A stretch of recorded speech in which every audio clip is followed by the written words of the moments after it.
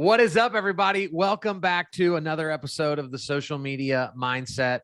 Maybe this is your first time. Welcome, not back, but just welcome. We are glad that you're here, and you are in for a treat because you chose an incredible episode to listen to where I get to interview not just someone who's awesome, but someone who is truly a good friend of mine that I enjoy spending time with.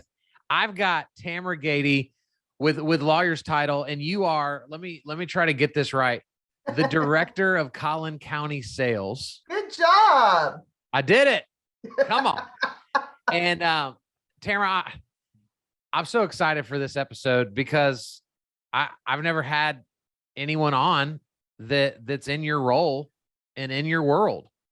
And you were quite the cookie to try to get to do. You were a tough cookie with just buying into social media and video. And so before we jump in, like, just, say hi to everybody, tell us about yourself, and then we're going to go. Yeah, I'm super excited to be on the show today. Thank you, Kyle, for allowing me to be your guest. I know that you're particular about who you let on. So yes. I'm having a proud moment here that I get to be your guest. Again, my name is TAMERA GAEDE. I'm the director of Collin County Sales for Lawyers Title. I have been in real estate. This is my 13th year in real estate, but I've always been in an affiliate role, service to my clients, which are realtors and lenders. And so, when I came on board with Lawyers Title, part of what a lot of title reps do is become coaches for their clients, and they help them figure out ways to build their business. And so, we already had the partnership with you when I came on board. And so you and I connected pretty quickly. And it really was starting to go down that journey of how do we help our realtors become more successful at what they're doing. And we both know that video is a big hindrance for them. And it was for me at first too. I was very good at doing social media. I checked in everywhere I went and got all the likes and posted pictures and did all that fun stuff, but I didn't have any video content. And so we started working together, and I'll tell you, it was probably shelter in place when I started. So March 2020 is when I started my video journey, because we were forced to be on video. And so all of our classes and all of our interaction with our clients became either on the phone or text or via Zoom. Right. And so I'm very comfortable doing public speaking. I have spoken in front of 2 people and 1,000 people. And so platforms aren't necessarily, speaking engagement platforms aren't necessarily a hindrance for me, but video kind of changes things, and I think the ability to watch yourself on video, you don't see yourself when you're standing in front of 1,000 people. That's right. But when you start videoing yourself, you have the ability to play it back and look at it and see it when it's on social media. And so it can be very intimidating. So I want to dig into that intimidation, because this is where, and this, right? This is where all the listeners struggle, right? That's the initial battle, is overcoming ourselves. And so, like, I know, you and I, you're so funny, because like, I'll be talking about like trying to kind of nurture people and like help them feel better. And then you'll be like, they just need to get the freak over it. I just don't know why people need to be like coddled and babied and, pat on the back. And so anybody that knows you is probably laughing right now. What for you, because there's a ton of people out there with your type A personality that is like, okay, if this is what I have to do, I'm just going to freaking do it. How did that happen for you? What was it that you were just like, screw it, I'm just going to go for it? Well, I was really forced to, because our way of communication changed, right? And so once I started hopping on Zoom classes and doing more public speaking via Zoom, it just became the more you do it, the more comfortable you are, right? Yeah. So I'll tell you, the first time I ever got on a stage to do a sales presentation, I was going to pee my pants. I was so scared, and I'm sweating. Oh my gosh, and I'm me too. And I wasn't sure about what I was going to talk about, and was I going to say the right thing? And so I made my general manager, he was not allowed to leave me for 6 months after I started the job because I was scared I'd get asked a question that I didn't know the answer to. But, you know, you learn to say, I don't know. And Yeah. I don't know is a perfectly acceptable answer. And then the other part of that is I'll find out and I'll let you know. Yeah. So just becoming confident that you're not going to have to, you know, you're going to be okay if you say something that, you know, needs a little further explanation or you mess up, and really just, you just got to change your mindset. And it's really like, for me, it's just, I'm going to do this right now, the end. And then I do it. 100%. Yeah, it has to be that way, because you don't get to wake up tomorrow and look different than we look today. It's not possible. And I think, you know, what you say all the time about your people know you, love you, they already like you for who you are, yeah, is a really big deal. So I've seen myself on videos and I'm having a bad hair day, or my makeup looks a little weird, or that color I'm wearing, oh my goodness, you know, there's stuff I've put in the closet. I'm like, I'm never going to wear that again.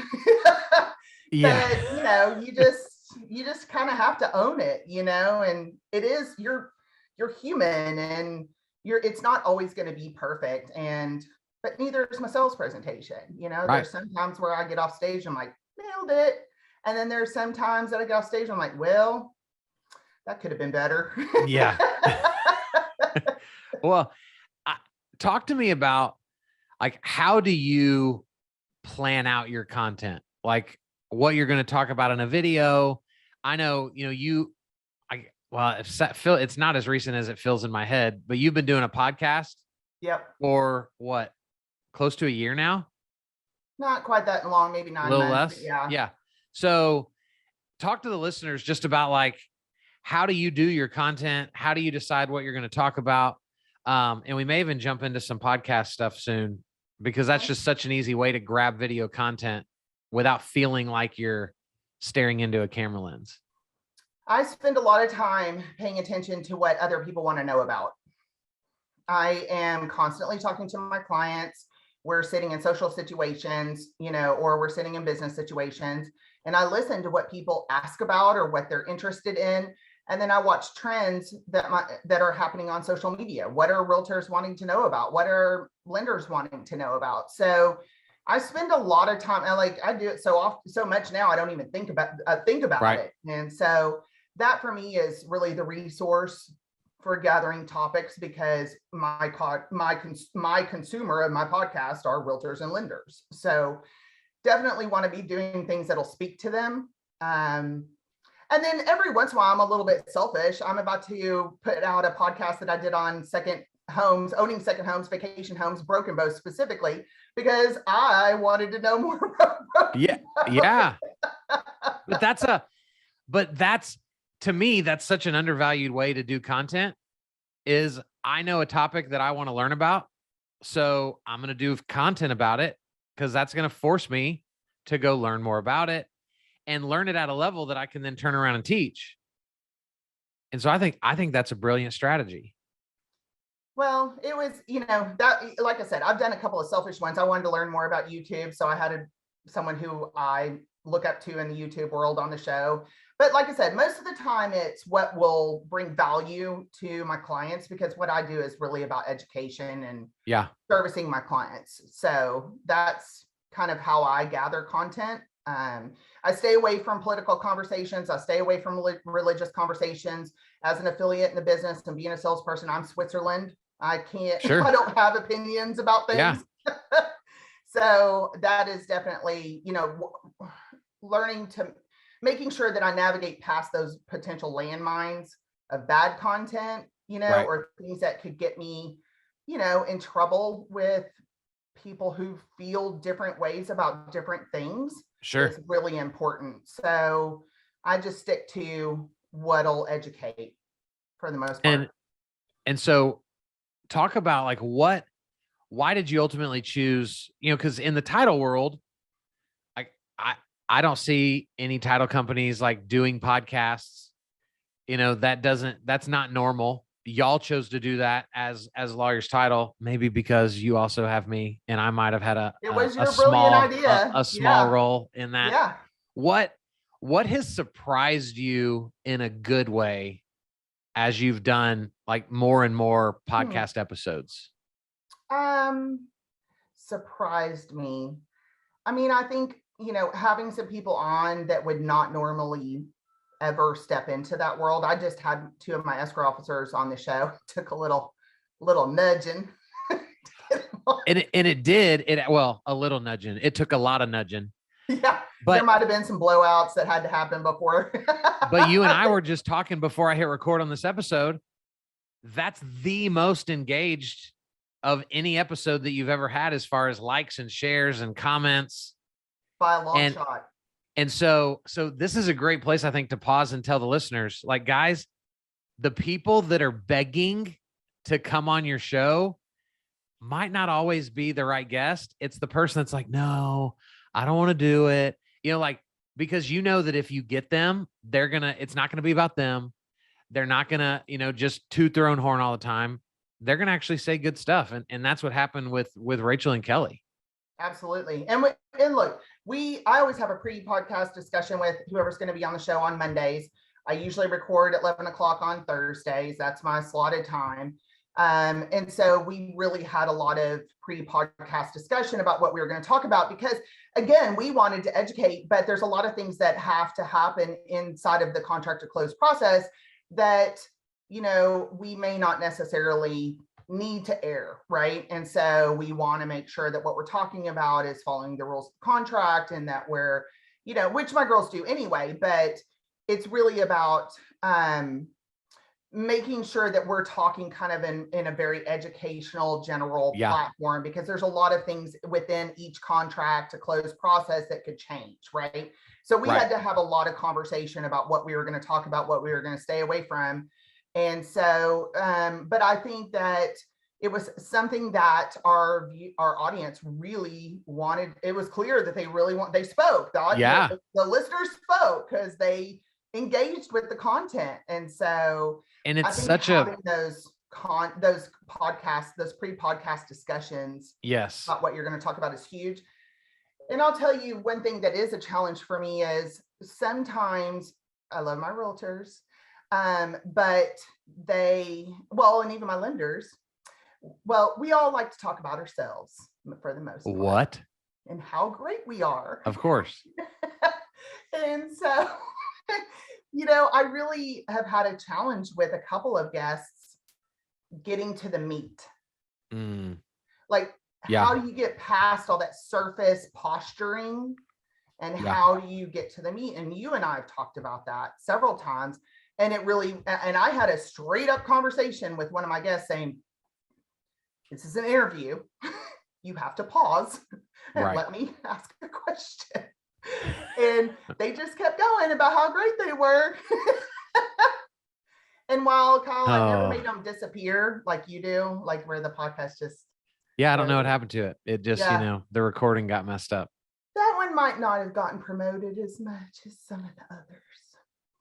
Well, and I think we need to take this moment to just really help like people listening, like create content that serves people. Nobody wants to watch 8 minutes of me talking about how awesome I am. My own wife doesn't want to watch that. Right? Maybe my mom would watch it, but that's it. Right? Like, people want to have value added to their lives. And when you say something that I go, oh, wow, I've never thought about that way. Boom. Like, you just locked in a place in my brain that I'll always remember Tamara, because she was the one that helped me have that realization. Well, and then it's not necessary to talk about how great you are, because you just positioned yourself as the expert. And I think that's the really big golden nugget out of this is you're on my podcast because you are an expert. You don't need to tell everybody that you're an expert. And if you're not providing value, how to overcome challenges, or what is a common thread in what you're dealing with every day, and how you went to solve the problem, stuff like that. If you're not doing things like that and you're just posturing, it doesn't make for good content. And again, you've positioned yourself as the expert in how great you are going to be to your clients by providing them with information that they can use. It seems like it should be so simple. Well, might be a few egos in real estate. Just a couple. And but what I want to touch on before we get off this subject is, when you look at the content you did with Rachel and Kelly, the topic of conversation wasn't like exhilarating and like the coolest story. It was an incredibly necessary part of the process that a lot of people just don't understand. Right. So I think sometimes we get so fixated on like, I want to be cool. It needs to be trendy and edgy. When the reality is like, if we would just educate people on what we do every day that we find boring, they'll find interesting because they don't do your job. Agreed. I mean, there was a big change in one of the, tax laws this year that affected a lot of buyers. And so just having a quick conversation about what the new law is, what they needed, what's changed from last year to this year, provided a lot of information to people who hadn't seen it or didn't know. And to anyone else, it would be super boring, but I don't want to pay taxes. Yeah, I'm not a huge fan of that. Yeah. So anything that, can save me money on paying the tax man is, great information, but the realtors can all take it and use it with their buyers. So it was a really good of value. So can you pull back the curtain on, like, with Kelly and Rachel specifically, because that's your most recent content that I've seen. Did you do any kind of coaching with them in terms of like being in front of the camera and, those sorts of things? Absolutely, because you walk into the room where you're going to do the recording and there's cameras, 360 cameras, right? And there's microphones. It's intimidating. And where do you look? And, just where do you look? And so, I've changed the way that I'm doing my podcast recently. I went from very much an interview, Oprah Winfrey style podcast, TV show looking thing to what looks more like a radio show. And I had to do a lot more tee up with my guests when it was the interview style Oprah Winfrey room, because you walk in and you're sitting on a stage and there's all these lights and there's all these cameras and where do you look and all the things, and it's really intimidating. Whereas the studio that I'm currently using is much more relaxed. And so it's opening up the podcast to be more conversational style and less interview. And it's giving me an opportunity to insert myself and my knowledge as well, where the interview style didn't really have that flexibility. Right. So it's much more relaxed. It's really much more comfortable for my guests. So we just kind of, I tell them what to expect and what it's going to look like. And then, until you get there, you really don't have a feel for it. Yeah. But sitting down at a round table with some microphones and just telling them, hey, you need to look here. And let's just make sure that, we have an opportunity for everybody to talk and, kind of those sorts of parameters it's a lot easier than it was before. Yeah. And I think that's great advice for anybody that isn't currently doing much content. The more casual you can get the environment to feel, where you just bring guests in and just say, hey, we're going to have a conversation. I'm not going to steer it. We know this law changed, right? We know this thing is different. So let's just have a conversation about it and just kind of see where it goes. That's the way that I treat this podcast, right? Like you preached about loving your pre-show. I don't really do any pre-show. We never do a pre-show about anything. And so we never have ever. And that's a great tip, I think, which is don't overthink this stuff. Get up and do it. I will challenge that a little bit. Yes, please. I feel like it's really easy for you and I to get on and just wing it because we know what we're talking about and we're comfortable on camera. Yeah. But I still find it necessary to at least do a quick little outline. I prefer to have 5 or 6 bullet points of broad topics that I want to talk about pertaining to the subject, just in case the conversation lags, because you can't rely on your guest to continue the conversation. Sure. You're really still leading it. And so I find it necessary to have something planned out for the most part. Yeah, it 100% saves the guest that isn't super talkative, that's just going to kind of be like, okay, I answered that question and now I'm just going to stare at you. Right. Like, so that's huge because there are a lot of people that don't know how to kind of redirect in that moment. And it's just really weird and awkward. You don't want that weird pause and everybody's looking around going, what's next? But there is definitely no weird and awkward when we're doing content together. No, we have the best time. I mean, you were on one of our classes yesterday and I was on the class, well, I need a CE hours. So that's why I was there. That's why you were there. Gosh dang it. I thought you were just there because you cared about me. Yeah, no, I had an ulterior motive, I'll be honest. Unbelievable. You did bring up that we do a lot of content together, and different guests can get you to be different ways too. And I thought that was really, a big deal that you brought up, because doing a video with you has always been easier for me than doing a video with anyone else. And you bring out the lighter side of me, whereas most of the time I'm a pretty, business savvy, business driven individual, and it comes across that way. So I'll have to tell you that video that we did in front of in Lance Taylor's office, the last one that we did about content. I have watched that thing like 5 million times. It's hilarious. It's hilarious. And every once in a while I think about it and I go watch it again. It's only 10 minutes. I haven't even seen it. I don't even remember it. I don't even remember ever seeing it.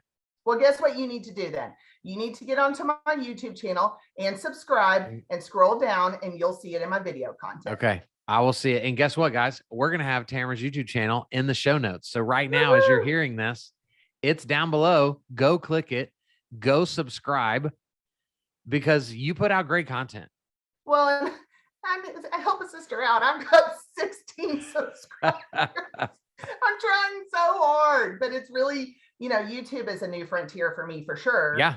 And I've been doing a lot of studying on YouTube, as a matter of fact, trying to figure out how to increase visibility and just get my content out a little bit more. So I expect my subscribers to jump by at least 3 people because of this. Oh, come on, guys. We can get 3. Let's talk about this, because we just said, 16 subscribers. Talk to people about overcoming, right? Like, we're doing this work. It takes work. This isn't easy. And then, you have 16 subscribers.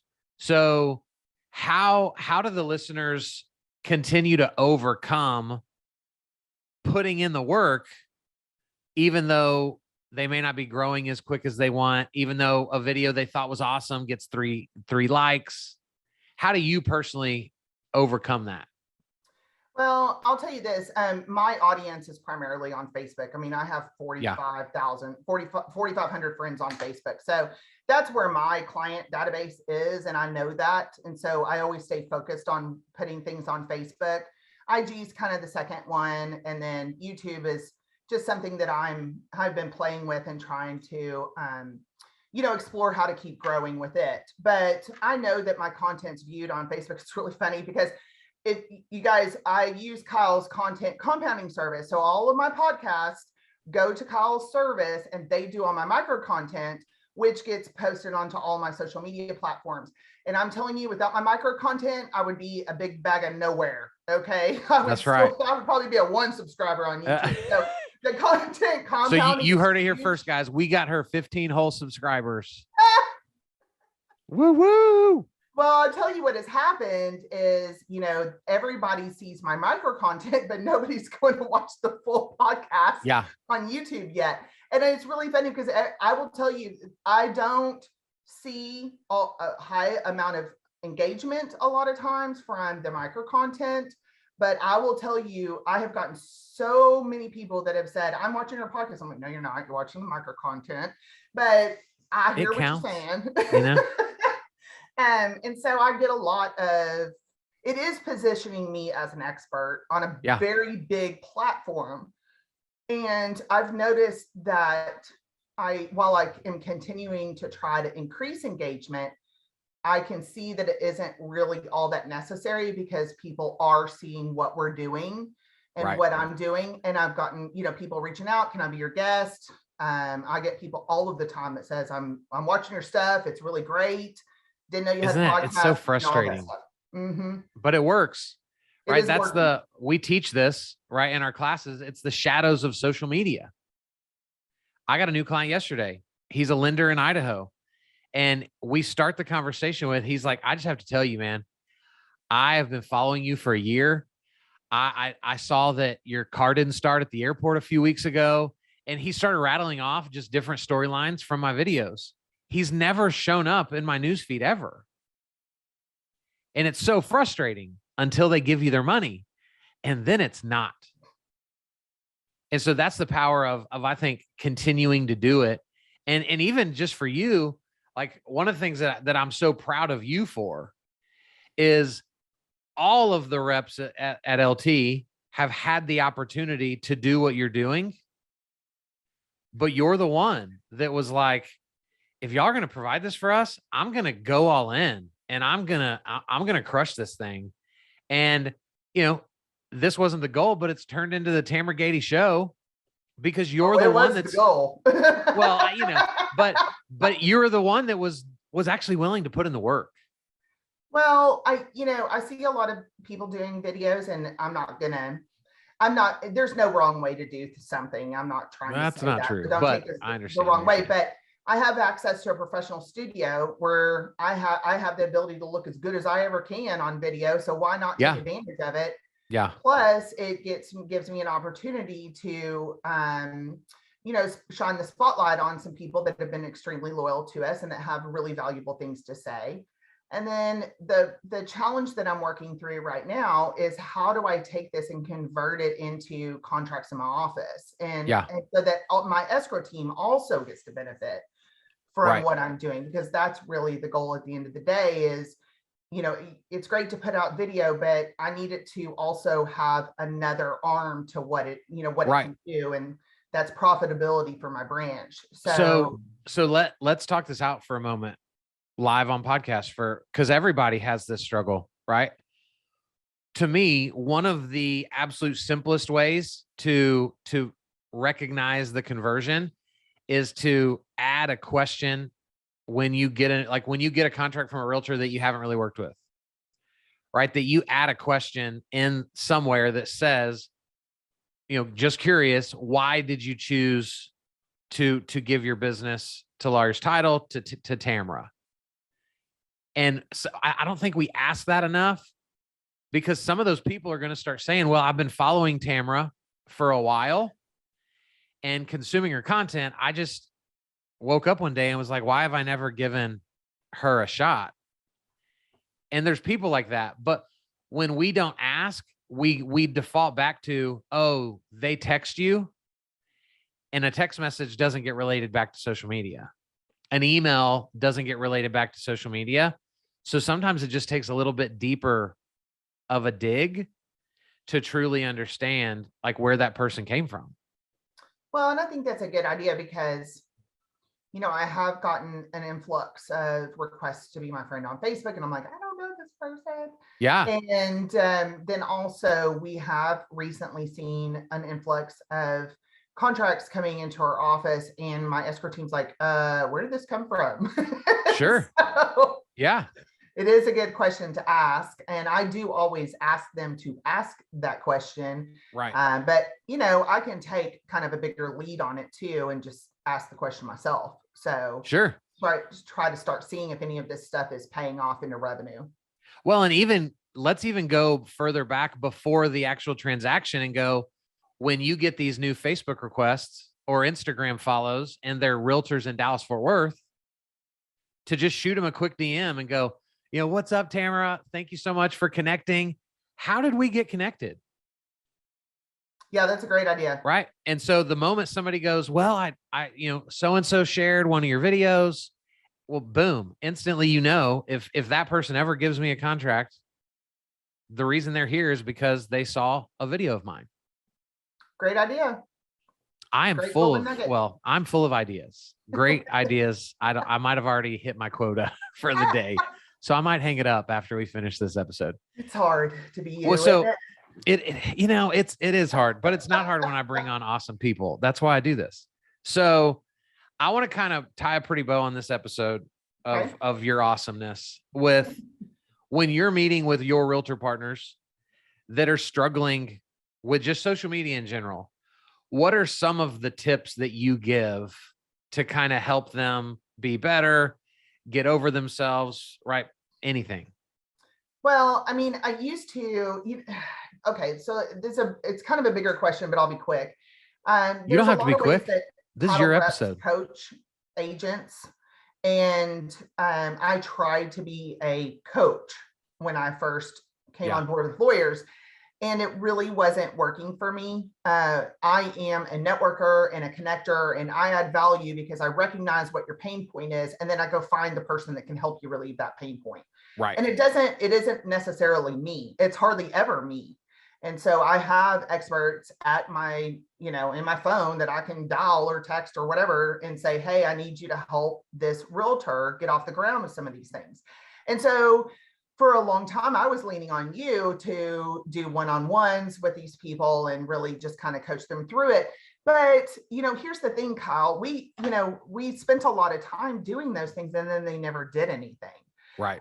So kind of redirecting, I think, lately, ever since the video that I just referenced, where we started giving content ideas, that's really a big, big deal for them because they don't know what to talk about. And when you first start doing this, you don't know what to talk about. And then after you keep doing it, you find opportunity everywhere. And so that was proof in our last video that we did together, because we gave ideas about taking these posts that people just post on social media and turning them into a video content. And it was really, really funny because we talked about winterizing. This was obviously, it was like February or something. Yeah. And we did this, and it was cold, and we were talking about winterizing your home.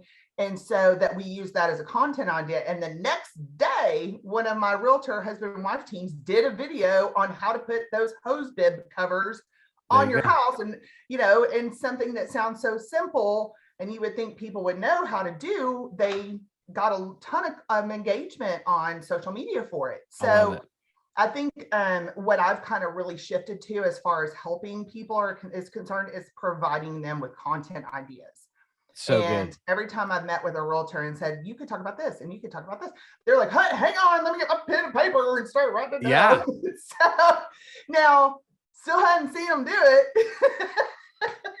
But they're thinking about it, which is kind of part of the battle. Someone that we did a coaching call with, and she started doing a series on social media, super easy, at her house with her iPhone, and that was it. And I think she posted like 4 or 5 or 6 videos, and she got listings out of it. Yeah. And then poof, she stopped. And I'm like, wait, it worked. Isn't it? But isn't that just life, right? The things that get us to the next level tend to be the first things we stop doing once we get to that level. It's so fascinating. That's like it's a whole nother conversation about the weirdness of humans. One important thing to note, though, is your content it cannot be negative content. Yeah. And so I think that's super important. I unfortunately have a client that's doing a series, and the title is negative. And so I don't think that it's being really received as well as it could be if she put together kind of a more neutral or positive title. So I think that's really, really important. It's okay to talk about challenges, right, and how to overcome challenges, but you have to stay positive in what you're presenting. I totally agree. We already live in a world that's just so negative and pessimistic in general. And so if I can be a brighter light, I stand out so much more as like, I love watching Tamara's content. I always learn something. I always end up a better version of myself. Like, isn't that what we want people to say? Versus like, man, I watch Tamara's videos and like, I just want to go sleep.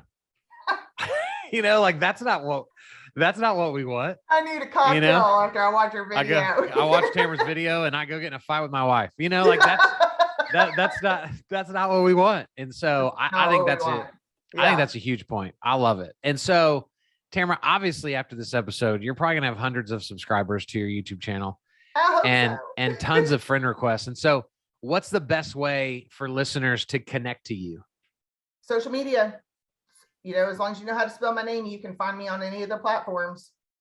And we will have all of them linked in the show notes. That would be great. Yeah, guys, go check it out. We worked really hard to put out some really good content for all of our viewers. And so we want to make sure it's not, first and foremost, it's about providing value. And so I think that we've done a really good job of identifying content that would help a lot of people. And so let's just start there and the rest of it will come. 100%. And can I say, this has been one of my favorite episodes. No way. You're just saying that because you're looking at me right now. No, I'm not. Go listen to all of them. Okay. I haven't said it on very many. Well, I feel special today. So thank you for joining me on the show. Thanks for joining me on my show. And I need to get you back on there here pretty quick. I'm sure we have some things we need to talk about. In the new studio. I'm definitely down for the new studio. I might have a couple of you guys that have coaching businesses come in and talk all at the same time. Let's do it. Let's roundtable it with lots of people. I think that'd be great. Well, not so lots, fun because there's a lot of A personalities. We have to be careful. Never get a word in. That's fine. We can fight through those people. But guys, y'all aren't here to just listen to us ramble in the end of this thing. So thank you for listening. I hope you found at least one nugget. If you didn't, go listen again, because there were plenty of them in there. And we will be back real soon with another cool person with an even cooler story. Bye, guys. Bye. Thanks, Kyle.